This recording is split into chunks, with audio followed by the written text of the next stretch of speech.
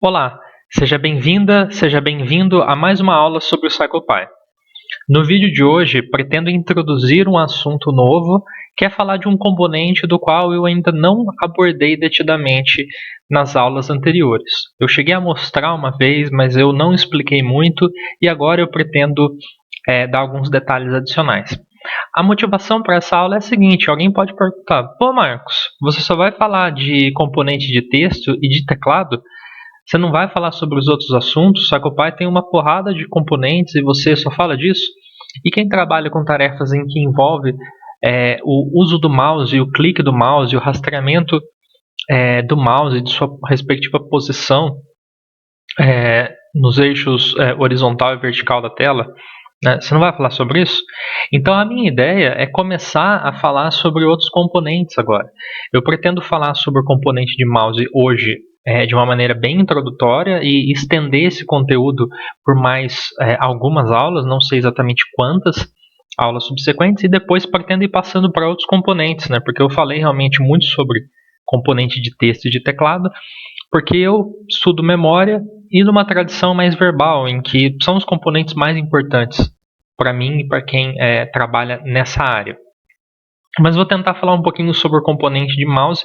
Eu particularmente nunca utilizei assim nas minhas tarefas, mas vamos aprender um pouquinho sobre isso, né? Vamos tentar entender a lógica do componente de mouse. Bom, então os objetivos da aula são: primeiro, introduzir o componente de mouse do CyclePy. Vou falar sobre aspectos gerais da janela desse componente.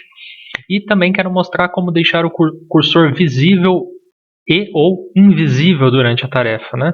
Ou seja, né, aqui, por exemplo, enquanto eu estou falando, o meu mouse está aparecendo aqui na tela. Como que eu faço um CyclePy para ele ficar visível ou invisível? Vou mostrar como que isso é feito daqui a pouco, tá? Então, como que vai funcionar essa aula? Eu já criei aqui uma tarefa simples, que não tem nada demais, eu vou explicar os detalhes dela daqui a pouco, tá? E aqui eu tenho o nosso querido componente de mouse, tá? E o mouse ele tem as suas propriedades, assim como o componente de texto tinha as suas propriedades, né? O texto que você quer que apareça, a posição, a fonte. No caso do mouse, por exemplo, ele não tem um atributo fonte, porque não faz sentido um mouse ter fonte. E também não faz sentido um mouse ter texto. Mas, por sua vez, o mouse faz sentido ele ter posição espacial, faz sentido eu salvar respostas após o clique ou não. Então eu quero explicar essa janela. A minha ideia nessa aula, a maior parte do tempo eu vou estar explicando como que funciona essa janela. Este arquivo aqui, que é o roteiro, ele já contém aqui a explicação de cada uma das coisas que nós temos aqui no nosso, nas nossas propriedades principais do mouse, tá? E não são todas, mas são as principais. E vocês podem acessar depois para tentar entender como que isso funciona. Eu vou tentar descrever agora como que isso funciona, ok? O mouse, ele tem um momento de início, tá? Deixando claro o que é o mouse. O mouse é um componente que ele interage com o seu hardware mouse, né? Porque o mouse ele existe em si no seu computador, né? Se você tem um mouse conectado ao seu computador, você tem o mouse, mas você tem aqui uma classe e um objeto, que é uma instância da classe mouse, que é um componente, no caso, mouse. Esse componente ele é um componente que tenta representar, mimetizar o comportamento de um mouse no mundo real, né? O que um mouse faz? O mouse ele clica, o mouse ele vai para a esquerda, vai para a direita, ele interage com as janelas, né? E é isso que o componente aqui tenta mimetizar com suas respectivas propriedades. Então o mouse tem um nome, ele tem um período de início, um período de fim, que eu posso ou não anotar, e ele tem esses atributos aqui, é sobre eles que eu vou falar. Antes de mais nada, eu quero começar pelos dois últimos aqui, tá? Porque vai fazer mais sentido eu começar por eles. O que é o Clickable Stimuli, né? São os estímulos clicáveis, né? Eu quero que o meu mouse possa clicar em algum objeto da minha rotina de tal forma que ele interaja com esse objeto. Nem todo objeto no CyclePy ele é clicável. Por exemplo, o texto ele não é clicável.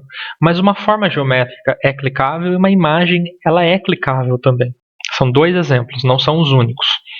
Então, se eu colocar uma imagem aqui, por exemplo, eu venho numa imagem e coloco aqui image 42. Esse é o nome do meu componente. Acabei de colocar ele aqui. Eu posso vir aqui e colocar que image42 é um objeto clicável. Ele é capaz de interagir e de receber respostas do mouse de tal forma que o mouse clique em cima dele. Ah, Marcos, então se eu não colocar aqui que image42 é clicável, significa que eu não posso clicar na imagem? Não, não significa que você não pode clicar.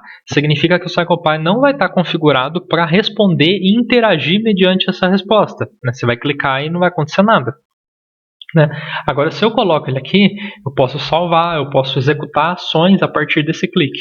Tá? Então, aqui no caso, eu vou apagar e vou remover esse componente. Então, opa, clique errado. Então, aqui o mouse, no caso, ele vai interagir com o polígono que eu tenho aqui. É o Polygon 1. Que basicamente é um círculo. Ele tem muitos vértices. Quando eu coloco vários vértices no meu polígono, que é algo que eu vou falar em outras aulas também, quando eu coloco muitos vértices em um polígono, ele se torna um círculo. Ele se aproxima de um círculo. Bom, então o mouse ele pode ter objetos clicáveis. Eu posso ter vários aqui. Por exemplo, se eu fosse criar uma tarefa de blocos de Corsi, ou blocos de Corsi, que é a tarefa análoga à que eu apresentei na aula anterior sobre GSpan, só que no cenário visoespacial, eu poderia ter vários bloquinhos, vários quadrados na minha tela e poderia pedir que o participante clicasse neles na mesma ordem em que eles acenderam na tela, que eles piscaram na tela. Então eu poderia colocar como estímulos clicáveis os polígonos, os quadrados no caso, ou os blocos. Tá? Eu até pretendo falar sobre a tarefa de visoespacial de memória de curto prazo numa aula subsequente. Tá? Então eu colocaria todos os nomes. Se eu tivesse vários polígonos, eu iria colocando aqui Polygon 2, Polygon 3, etc. Os polígonos que fazem parte daquela rotina são estímulos clicáveis. Tá? Aqui no Store params, não sei como que fala isso, porque é uma abreviação, seria armazenar parâmetros que são clicados. Então assim, é o seguinte, eu posso querer armazenar valores ou estados do meu polígono quando ele for clicado. Então o polígono ele tem alguns atributos. Uma imagem tem alguns atributos também, que é a posição, tamanho, eu posso querer armazenar essas informações dele. Por exemplo, no caso aqui, se eu clicar no polígono 1, ele pode salvar no arquivo de saídas do Excel o nome do que foi clicado. Como tem só um aqui, subentende-se que foi clicado no polígono, mas se eu tivesse, por exemplo, 3 polígonos nessa janela, eu poderia querer saber qual deles que o participante clicou. Então, se eu salvar o nome, eu vou saber em qual deles que o participante clicou. Na aula seguinte, a gente vai ver uma aplicação para isso. Tá? Eu vou fazer uma demonstração de como isso que eu estou falando agora é aplicável na prática. Por enquanto, eu só tenho aqui que o meu estímulo clicável é esse polígono que está na mesma rotina que o componente do mouse, e eu vou guardar o nome dele. Tá? Beleza. Aí eu tenho essas outras informações aqui. São sobre elas que eu vou falar agora. Eu vou começar falando sobre a finalização da rotina. Tem 3 cenários possíveis. Tem um cenário em que eu salvo a rotina nunca, eu finalizo a rotina, nunca, com o clique do mouse. Ou seja, never significa que o participante pode morrer de clicar. A rotina não termina com o participante clicando. O clique pode ser dado, mas ele não serve para terminar a rotina. Então tem que utilizar uma outra condição para terminar a rotina, por exemplo, por tempo. A outra condição é anyClick. Significa, se o participante der um clique com o mouse, a rotina encerra. Não importa se ele clicou no estímulo clicável ou não. Ele clicou, acabou. Agora, se eu colocar cliques válidos, significa que ele tem que clicar num estímulo clicável para a rotina terminar. Então, eu vou fazer uma demonstração disso. Olha só, eu criei 3 rotinas aqui. Elas são quase idênticas. Tá? A principal diferença delas aqui é que aqui eu coloquei que o clique é válido. Aqui eu coloquei que a rotina termina em qualquer clique. E aqui eu coloquei que a rotina nunca termina com cliques. Vamos ver como isso funciona e vamos entender a diferença das diferentes maneiras de conceber o encerramento da rotina a partir de cliques. Muito bem, aqui estamos. O círculo ele vai mudar de cor a cada 10 segundos, tá? Porque eu coloquei configurei ali para ele durar apenas 10 segundos. Se eu clicar fora do círculo, perceba que nada acontece, tá? Ele não vai mudar. Agora, se eu clicar no botão vermelho aqui, ó, ele muda. Se eu clicar no azul, ele muda. Então, ó, na medida em que eu cliquei, ele mudou, tá? Agora eu mudei para o loop AnyClick Trial, tá? Agora, se eu clicar no círculo, olha o que acontece. Ele mudou. Se eu clicar fora do círculo agora, ele mudou também. Cliquei fora do círculo, cliquei dentro do círculo, cliquei em cima do texto. Não faz diferença onde eu clico. Agora, Never End Trial. Olha lá. Estou clicando em cima do círculo, fora do círculo, dentro, fora, dentro, fora, no texto. Nada acontece. Tá? Eu dei uma barra de espaço aqui porque nesse componente especificamente eu tive que colocar um componente de teclado para que ele encerre com o teclado, né? Já que ele não encerra com o mouse, né? Então coloquei esse componente de teclado para ele fazer o encerramento, tá? Mas olha lá, com o clique do mouse ele não encerra, tá? Então basicamente só explicando o que eu tenho aqui.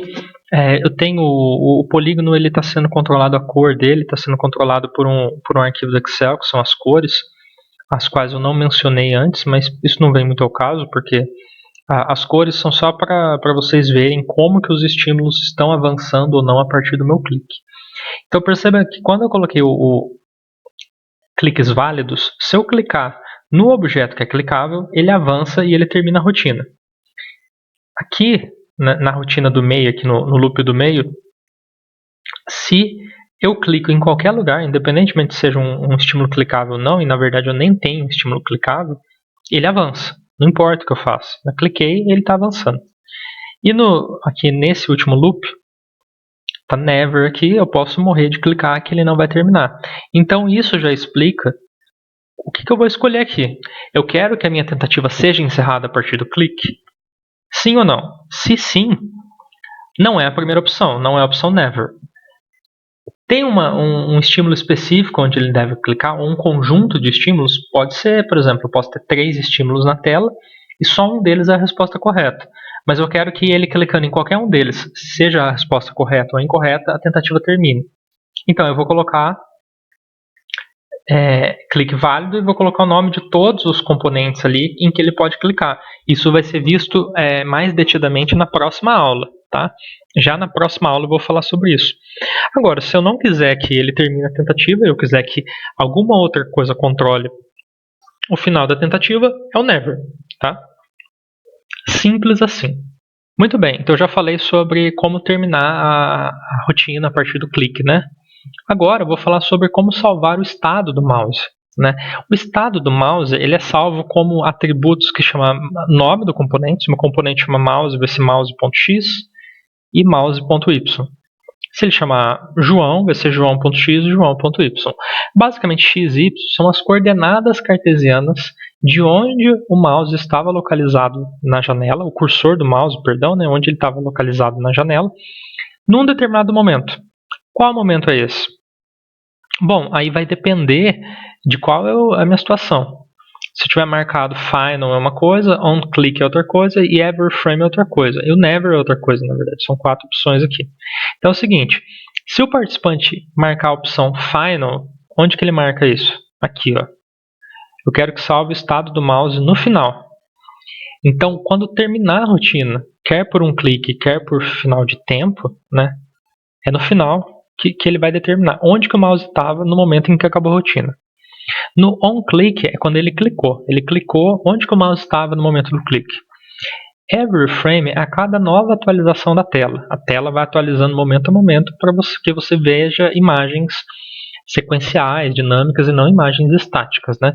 Cada vez que ele atualizar, ele vai dizer onde o mouse estava a cada instante que ele atualizou.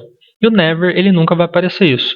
Eu acho que com essa minha explicação fica claro que aqui ele vai armazenar apenas dois valores, né? Um valor x e um valor y. Aqui ele vai armazenar 2 valores por clique. Se o participante der 10 cliques, ele vai armazenar 20 valores, né? 10 pares XY, uma lista então de valores. Every frame, isso ele vai armazenar valor pra caramba, porque a todo momento ele está salvando onde o mouse estava, a ponto de você conseguir reconstituir depois o caminho mais ou menos que o mouse fez ao longo da tarefa, se assim você desejar e quiser desenhar mais ou menos o percurso do mouse, né? Por exemplo, vamos supor que um estímulo tivesse feito uma determinada trajetória na tela e eu quisesse depois que o participante repetisse mais ou menos a trajetória feita pelo estímulo. Eu poderia colocar o every frame e depois eu poderia tentar reconstituir isso analiticamente por meio das coordenadas cartesianas em função do tempo, né? Quase que uma série temporal de dados.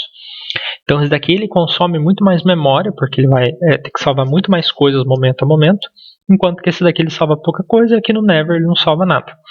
Vamos ver a diferença disso em termos de output, tá bom? Eu não vou mostrar o caso never, porque o never é o que estava antes já, tá? Never já estava, né? Mas eu vou mostrar aqui nos dados o que aconteceu lá quando eu demonstrei a tarefa no meu primeiro exemplo, no caso que estava o never, né? Você vai ver que o mouse, ele tem aqui algumas informações sobre o mouse, quando ele começou, mas não tem nada assim sobre coordenadas do mouse. Ele fala só o momento que o mouse começou da tarefa, né? Mas ele não fala nada a respeito de onde o mouse estava, tá? Agora, quando eu colocar para ele salvar a questão da localização do mouse, ele vai começar a salvar aqui isso daqui, mouse X e mouse Y, né? Que são os atributos que dizem respeito aonde que o mouse estava. Então, o mouse estava na coordenada tal, no primeiro clique e tal no segundo clique. E aqui ele estava na coordenada 1, 2, 2, 3, e aqui ele estava na coordenada 1, por exemplo. Ele pode salvar também os atributos mouse.time, que é tipo dizendo onde ele estava momento a momento, né? Que daí também vai ser uma lista grande, né? Não sei se é time ou x-time, a gente vai ver daqui a pouco se é x-time e y, né? Time. Mas vamos ver para a gente ver isso funcionando então. Então estou aqui num programinha um pouquinho diferente, mais resumido. O que eu vou mudar aqui, eu vou colocar primeiro para ele salvar só o estado final do mouse. Tá? E vou dar OK. E vou executar o programa. Muito bem, já estamos aqui na primeira tentativa, que é para ele salvar o estado final do mouse. Eu estou clicando aqui, mas eu coloquei para ele nunca terminar a partir de clique. Então ele termina após 10 segundos. Onde o mouse estava quando ele terminou e mudou a cor aqui, porque ele começou uma nova tentativa, cada vez que ele muda a cor, ele está começando uma nova tentativa.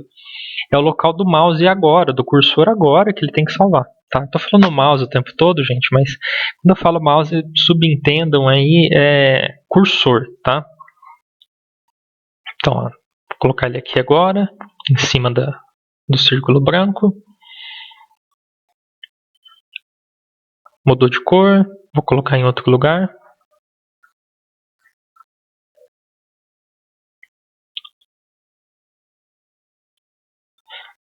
Mais um, deixa eu mudar mais um pouquinho.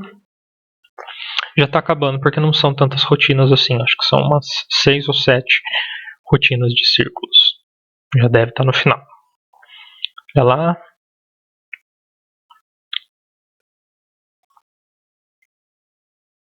Muito bem, terminou. Agora eu vou vir aqui e vou abrir esse arquivo que foi o que ele executou agora. Olha lá, perceba que para cada tentativa que eu tive aqui essas tentativas aqui. Ele salvou aqui para mim um mouse 1 X e um mouse 1 Y. Basicamente, ele me salvou as coordenadas de onde o mouse estava localizado no final da tentativa em cada uma das tentativas. Né? Eu preciso de 2 coordenadas porque eu tenho um plano bidimensional, né? Então eu preciso ali ter o eixo X e o eixo Y para eu saber a localização do meu mouse. Tá? Então aqui, no caso, se eu pegasse isso daqui e, por exemplo, plotasse aqui, não é muito minha intenção fazer essa demonstração agora, né? Até porque os eixos aqui estão atrapalhando, mas pensando que o 00 é o centro da minha tela, aqui tem os estados do mouse, onde ele estava no final de cada uma das tentativas. Lembrem que teve uma tentativa realmente que eu terminei com o mouse mais à direita e abaixo. Teve uma que eu terminei quase no centro, que era em cima do círculo branco, até que eu mencionei. Então tem os estados de cada uma das tentativas, tá? Eu tenho aqui 1, 2, 3, 4, 5, 6, 7, que são o número de tentativas realizadas, né? Fiz 7 tentativas ao todo, tá? Então aqui são poucas as variáveis que ele salva, mas vamos ver os próximos casos agora, porque ele salva bem mais valores do que esse daqui. Basicamente o que eu vou fazer aqui, eu vou mudar agora o final para onClick, tá? Mudei para onClick, vou dar OK e vou rodar o programa novamente.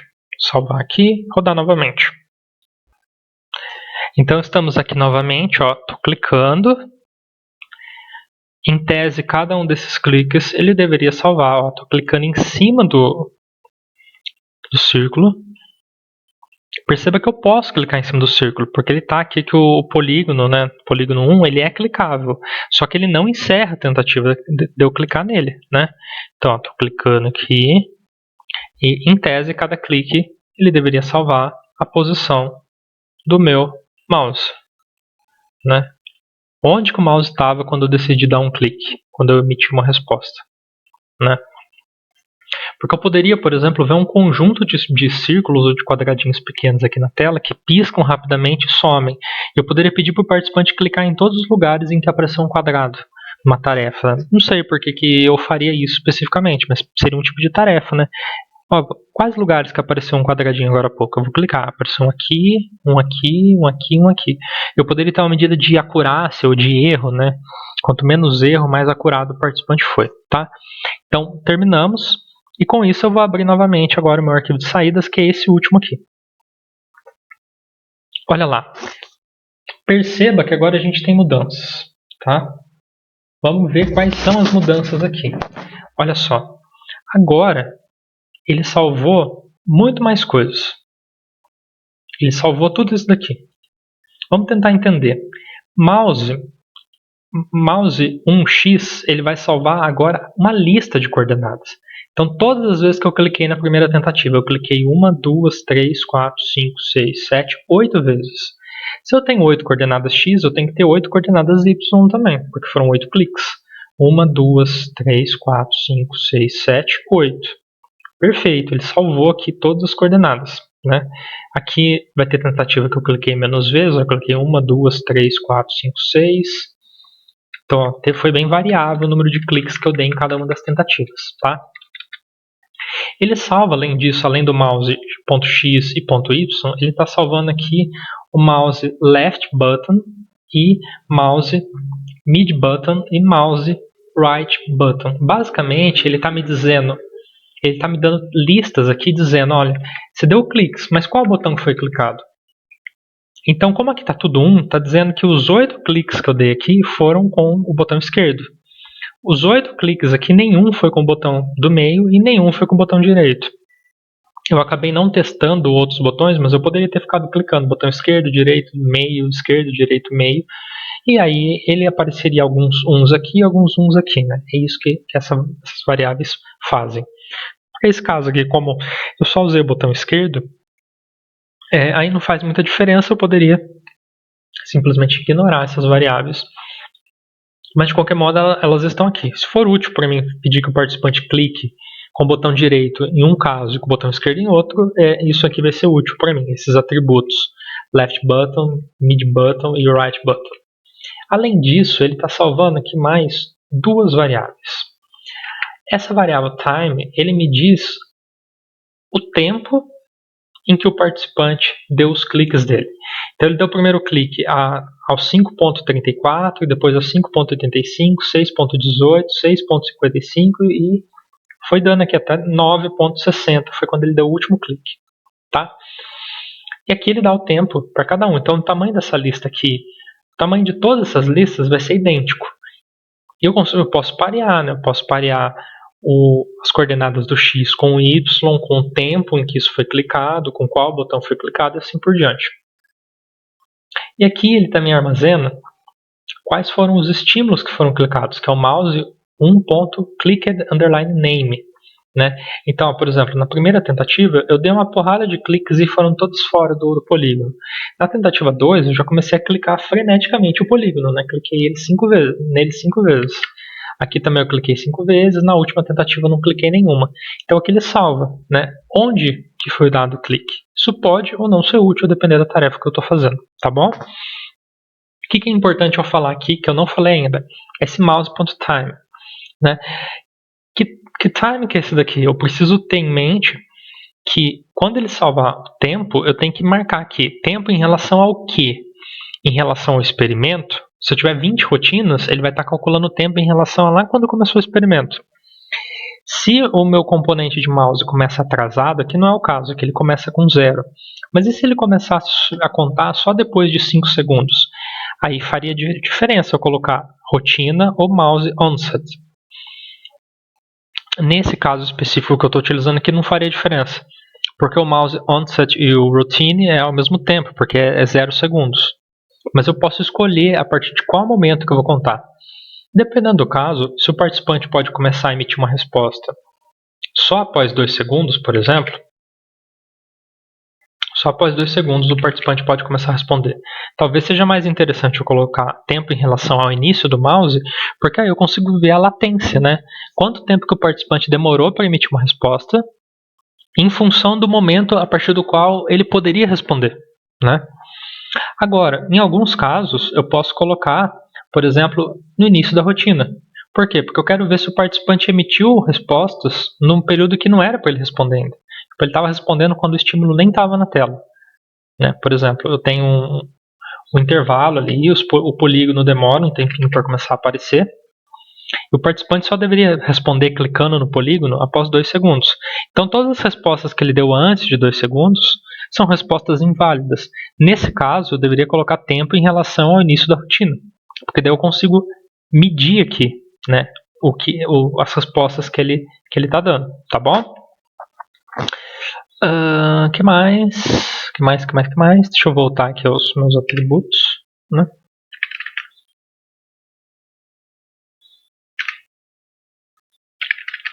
Beleza. Por fim, eu vou mostrar aqui agora o Every Frame. Aqui você vai ver que é muita coisa que ele vai marcar. Deixa eu voltar aqui para Mouse Onset e vamos lá. Vamos testar. Muito bem. Agora ele vai salvar o estado do mouse a cada atualização de frame. Então, se agora eu ficar mexendo o mouse aqui, tivesse um labirinto aqui, eu estivesse andando pelo labirinto, ele mediria o percurso que eu estou fazendo, né? Se eu tentar contornar aqui o círculo, né, e eu contornar mais ou menos bem, em tese eu deveria ser capaz de reproduzir esse círculo até no scatterplot, se eu quiser, né? Se meu círculo ficar mais torto, ele não vai conseguir, eu poderia recuperar esse estado depois, tá? Eu vou sair já daqui, só para mostrar como que esse arquivo do Excel vai ficar bem maior agora, tá? Quando eu digo que ele vai ficar bem maior, não é necessariamente só no tamanho não, que ele já ficou maiorzinho mesmo. Ele ficou com 55 KB, mesmo não tendo chegado até o final da tarefa. Olha aqui o mouse X. Olha só. A tentativa dura 10 segundos. Eu fiquei um tempinho ali com o mouse parado antes de começar a mexer. E no que eu comecei a mexer, olha só. A posição dele a cada frame. Olha o eixo Y. Olha o que aconteceu aqui de clique. Ele armazenou para cada frame onde se o mouse teve clique ou não. Então aqui ele armazenou essa quantidade de informações, tá? Vamos ver quantas informações ele armazenou? Deixa eu ver se eu consigo mensurar isso daqui. Vou tentar colar aqui no meu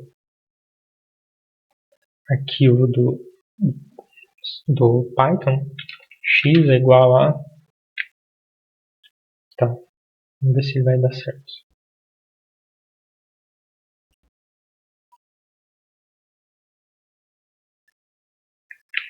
Beleza. X. Deixa eu deixar grandão aqui para eu ver. Len de X. Olha, ele guardou 285 frames, né? Quer dizer, ele guardou a posição do mouse só no eixo X. Foram 285 posições em 10 segundos, tá? Imagina um experimento com 30 minutos, com não sei quantas tentativas, quantas posições ele não ia armazenar. Lembrando que a gente tem isso por eixo X, por eixo Y, por os botões da esquerda, do meio, da direita, por o tempo em que ele estava em cada lugar, né, que foi computado isso. Ó, quanto tempo que ele demorou para mudar de frame? Né? Ó, 365 milissegundos, milissegundos, depois 398, depois 431 e assim por diante, tá? Então, dá para ver que realmente cresce muito a quantidade de dados salvos nessa ocorrência aqui. Muito bem. Uma última coisa que eu quero falar aqui sobre o componente do mouse é esse new clicks only. O que significa? Pode acontecer dele começar o componente do mouse com o mouse já clicado. O participante está segurando o clique e ele vai soltar em algum momento. Aqui a pergunta é, se ele já estiver clicando, eu considero esse clique como um clique válido? Se sim, eu deixo desmarcado. Né? Tipo, por exemplo, eu estou assim, ó. Aí começou o componente do mouse, eu soltei, fez um barulhinho. Ele considera essa resposta ou não? Se ele deve considerar essa resposta que começou a ocorrer antes de começar o componente do mouse, eu desmarco. Agora, se não, eu vou falar, não, espere ele soltar e a partir de agora espere ele dar um clique para você salvar a resposta. Beleza, aí é new clicks only, tá? É isso que significa essa opção, beleza? Bom, para finalizar, eu quero falar um pouquinho do cursor do mouse, né? Como que eu faço para o cursor do mouse aparecer e desaparecer? Isso geralmente é mais intuitivo de entender em tela cheia, mas assim, eu quero que o meu cursor fique aparecendo na janela ou eu quero que ele desapareça? Então tem uma maneira de eu fazer isso daqui. O que eu vou fazer aqui é utilizar esse comando aqui, o win.mouse visible false ou true, a depender se eu quero que ele apareça ou não, tá? Então eu vou pegar aqui o meu instruction e vou colocar aqui, ó, begin routine, e eu vou colocar que o meu mouse vai ficar visível, né? Ele começa como true, tá? Nem precisava colocar isso porque isso é default, né? Ele começa como true mesmo, beleza. Aqui em prompt ele vai continuar como true, só que aqui em stud eu vou colocar que eu quero que ele desapareça em stud. Então em begin routine aqui no stud eu vou colocar como false, tá? Estou pegando o meu experimento da aula passada do Digit Span. Então vou colocar aqui o mouse para ele ficar invisível, false. Beleza? Begin routine, tá? Aí ele vai ficar desaparecido até o final, a menos que eu venha aqui e mude. Então me recall, eu vou fazer ele aparecer de novo. Então vou mudar aqui para true, tá? Então ele está configurado para aparecer na rotina de instruction, começar a desaparecer na rotina de stud ele desaparece, em recall ele volta a aparecer. Eu vou testar, vamos ver se funciona. Eu também não sei se vai funcionar porque eu estou fazendo isso fora de tela cheia. Vamos ver se funciona ou não. Muito bem, estou aqui na minha telinha já do DigitSpan Task. Para quem não assistiu, eu recomendo que assista a aula anterior, que é quando eu falei dessa tarefa, né, de memória de curto prazo, de memória de trabalho em alguns casos. Então eu configurei para que instruction, o meu mouse apareça na tela, né? Ele está configurado aqui para ele aparecer por meio desse código aqui no begin routine, win mouse visible igual a true. Na rotina de stud ele deve desaparecer, porque eu coloquei aqui win mouse visible igual a false. E depois em recall eu quero que ele volte a aparecer, tá? Por que eu fiz isso? Simplesmente para fins de demonstração. Eu quero mostrar uma rotina em que ele desaparece e uma que ele aparece para ilustrar esses comandos aqui de win mouse visible false e win mouse visible true, que foi o que eu coloquei aqui no meu arquivo de roteiro para vocês acompanharem, tá? Então vamos ver se funciona. Ó, meu mouse aqui, ó, tá vendo ele aqui? É importante que ele apareça aqui porque eu tenho que clicar em algum lugar, né? Eu não posso ficar com ele invisível, beleza? Então, ó, nas instruções ele está aparecendo. Aí cheguei nessa janela agora que eu estou chamando de prompt aqui, ó, esse prompt aqui, tá? Vou clicar. A próxima rotina depois do prompt é o stud. Stud, o mouse tem que sumir, ó. Vou deixar ele aqui no meio, vou deixar ele bem aqui, ó, bem em cima do botão. Cliquei, ele sumiu. Lá, ele sumiu e voltou a aparecer agora, viu? Vou apertar aqui, nem reparei o número que apareceu, acho que foi 73. Ó, vou clicar, ele está aparecendo, sumiu, voltou a aparecer. 25, né? Lá, ele apareceu, cliquei, ficou invisível. 038. 038. Tá aparecendo porque eu estou na rotina de resposta, ó. Ele tá ali, segue aparecendo, cliquei, ele sumiu. Cadê ele? Sumiu. Lá voltou a aparecer, porque eu cheguei na rotina de resposta, tá? Então funciona perfeitamente isso também. Caso eu tenha alguma necessidade de fazer com que o mouse desapareça em todas as rotinas, é só eu colocar lá. Se eu quiser que o mouse desapareça do meu experimento inteiro, o default dessa opção é porque ele está configurado em algum lugar. O default é o InMouse Visible Go True. Se eu quiser que ele fique invisível o experimento inteiro, é só vir aqui em Begin Experiment e colocar um false. E não mexo em mais nada. Coloquei um false ali, ele vai ficar invisível o experimento inteiro. Se eu quiser que ele intercale entre visível e invisível entre rotinas, é só colocar um componente de código em cada rotina e em Begin Routine eu defino se ele é false ou true. Tá? Sempre que ele tiver que mudar o estado dele, tá bom? Então acho que com isso eu ensinei como fazer com que o mouse, seu cursor no caso, né, fique visível ou invisível na tela para o usuário. Muito bem, então com isso eu acho que a gente cumpriu o nosso roteiro, que era uma introdução, né, preliminar mesmo, aí, bem começando a apresentar o componente de mouse, falando então sobre os principais aspectos da janela de propriedades do componente de mouse e também mostrando como fazer o cursor do mouse ficar visível e invisível na janela. Nas próximas aulas eu pretendo mostrar programas mesmo, né, tarefas que podem ser implementadas por meio do que a gente aprendeu hoje. E espero que seja útil para que você desenvolva os seus experimentos aí no CirclePy, tá? Muito obrigado pela atenção de todas e de todos. Agradeço. Qualquer coisa é só entrar em contato e até uma próxima aula.